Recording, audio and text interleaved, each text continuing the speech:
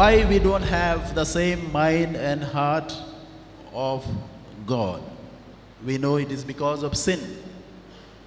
What are the sins today? And what were the sins of the time of Jesus? And what were the sins in the Old Testament? Let us not look for them.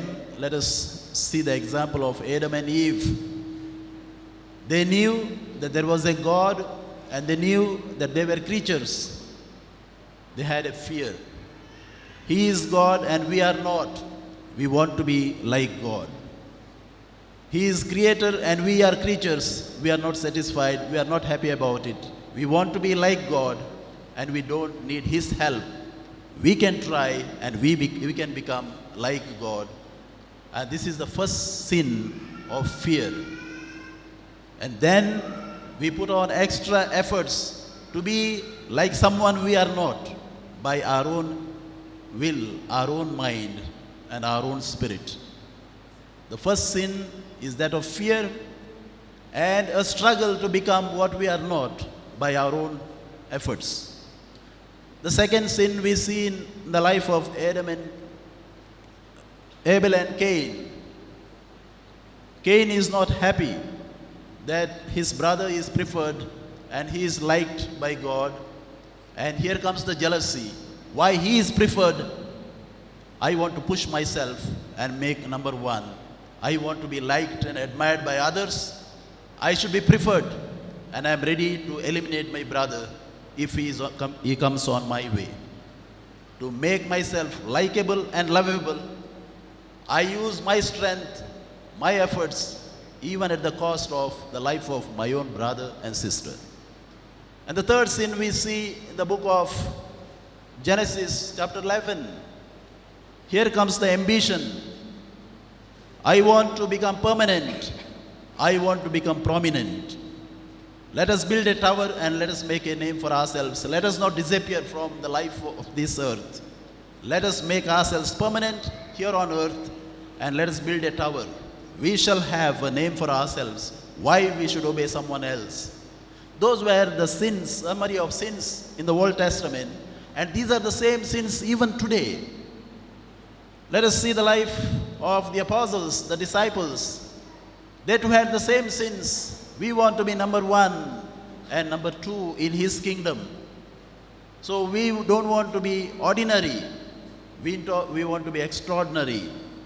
Respect, name, fame.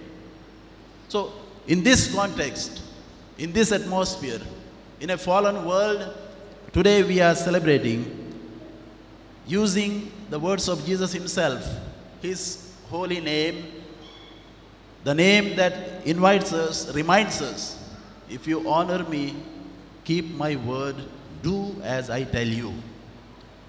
St. Paul is giving the title for the passage that we heard in the second reading, imitating Christ's humility. Let us forget about humility, let us see imitating Christ's humanity.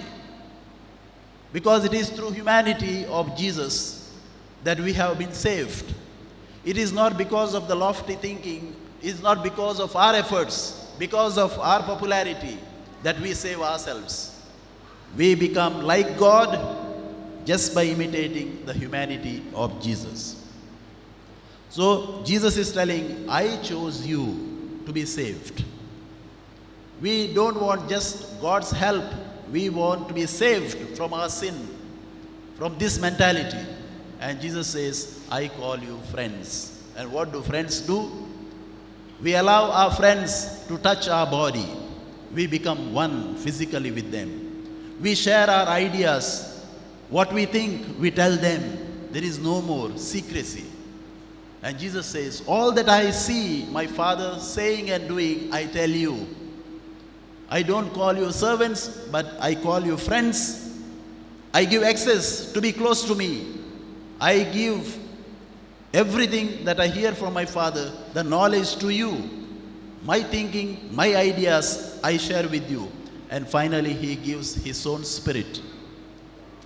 God gives His own Spirit, His own life, His own love to us freely without any merit of our own. What St. Paul summarizes in his letter to the Corinthians, none of us is noble, None of us is wise, none of us is strong that he should choose us, he should love us.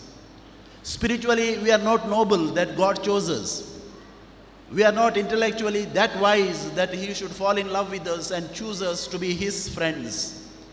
And none of us is so strong that we can follow his teaching. But he says, I chose you. I tell you everything. There is no more secrecy between you and me. So this is the union that John is telling in his gospel that has taken place between us and God, because of God, not because of us. So no effort was put in so that God chooses us. Simply because God is love, he loves us without any condition and says, I chose you, learn from me. And what do we learn? We have come here to honor the holy name of Jesus. What do we learn from him, and what is Jesus telling us? If you honor me, if you love me, do what I tell you. Love one another. Not the way you know, not the way you like. Love one another the way I love you.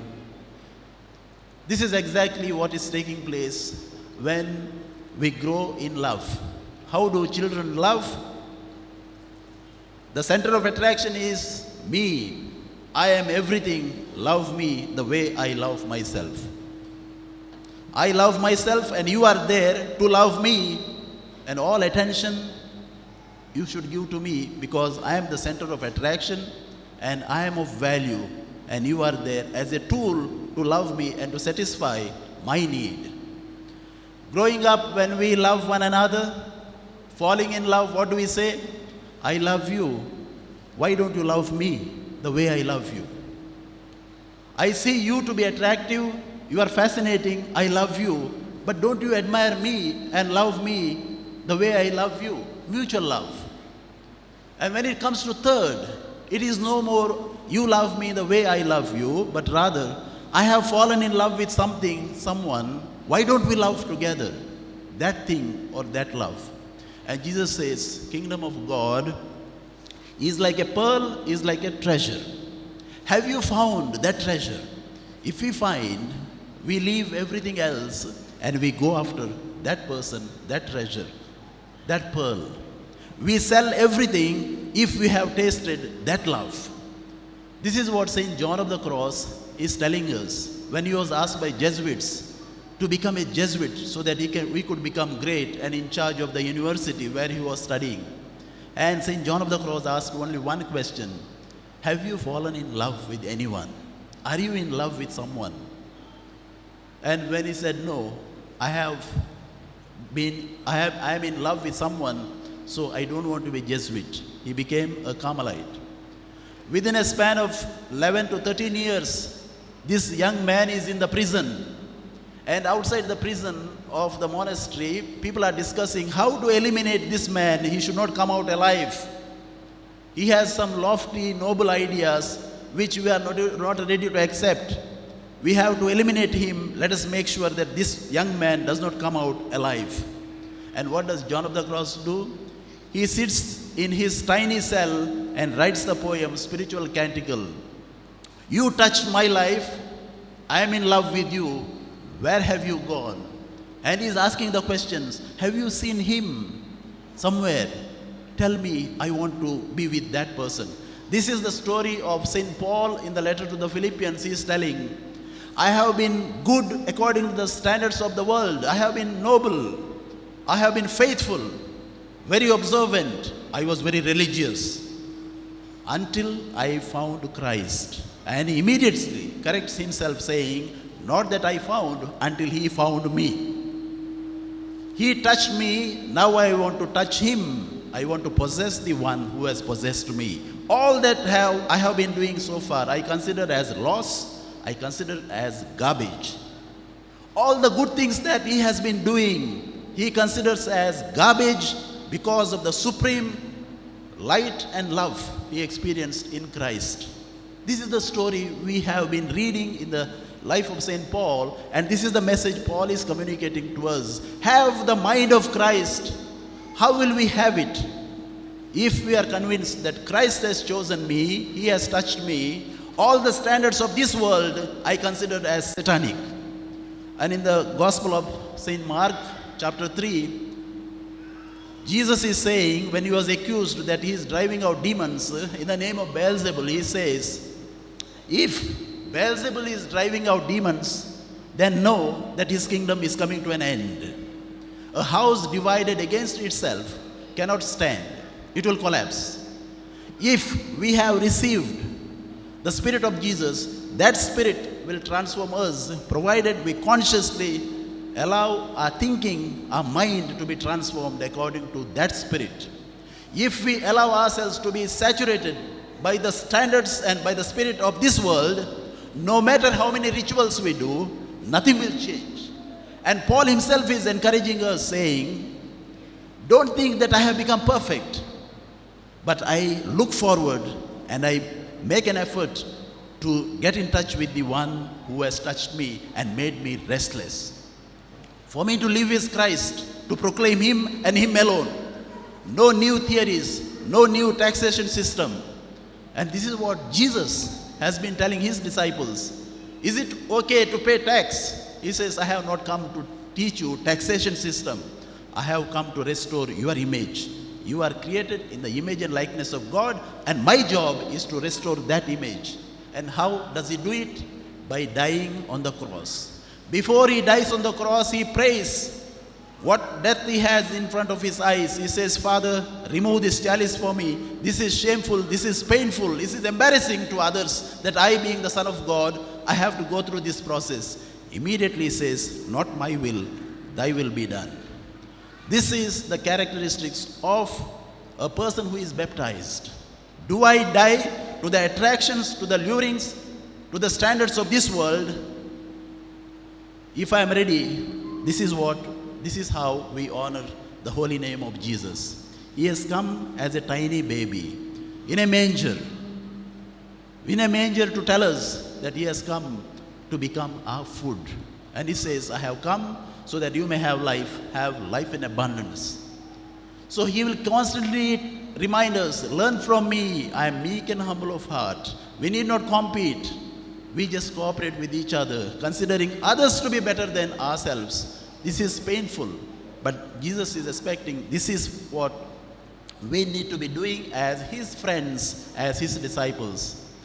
And let us ask the same Jesus, let him give us good health. When the worldly standards and the world is threatening us, let us, like Paul, say, nothing can separate us from the love of Christ, which has been poured into our hearts. Nothing of this world can separate us. Let us not have fear and try by our own efforts to become like God, but let us surrender and, like Mary say, making the same profession of faith, I am the handmaid, be it done unto me according to your word. May Jesus continue to bless us and give us this conviction so that in a world, as Pope Francis says, shrouded in darkness, we may become the lights, not our own light, but the light of Christ shine in us and through us.